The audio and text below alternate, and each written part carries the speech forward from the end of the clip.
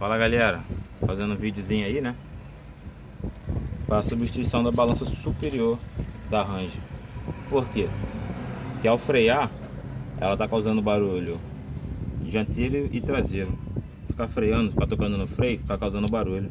E o problema é essas buchas aqui, ó. Esses coxinhos hidráulicos, de um lado e do outro.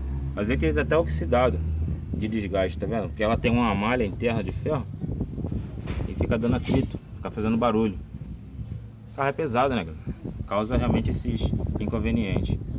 E a coifa do pivô que tá danificada também, tá? Daqui a pouco eu boto o vídeo aí do serviço realizado.